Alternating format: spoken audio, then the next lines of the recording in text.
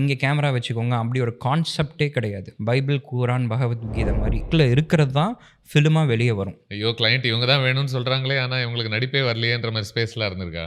அந்த மாதிரி இது வரைக்கும் இருந்ததில்ல. ஏன்னா இருந்தாலும் சொல்ல மாட்டீங்கல்ல?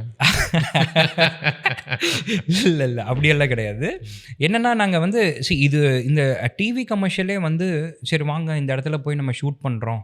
இங்கே கேமரா வச்சுக்கோங்க அப்படி ஒரு கான்செப்டே கிடையாது. நாங்கள் ஒரு பிபிஎம் டெக் ஒன்று ரெடி பண்ணுவோம். அது வந்து ஒரு பைபிள், குரான், பகவத்கீதை மாதிரி. அது வந்து அந்த பிபிஎம் டெக்கில் இருக்கிறது தான் ஃபிலிமாக வெளியே வரும்.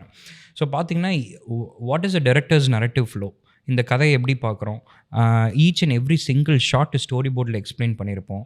அதுக்கப்புறம் ஸ்டைலிங் எப்படி இருக்கும், யார் யார் இதில் நடிக்க போகிறா, அவங்களோட audition video, self intro video, இதெல்லாம் will make sure each and every department has worked before the shoot. அப்போ தான் அந்த ஷூட்டு வந்து ஒரு மாதிரி சீம்லெஸ்ஸாக ஸ்மூத்தாக போகும்.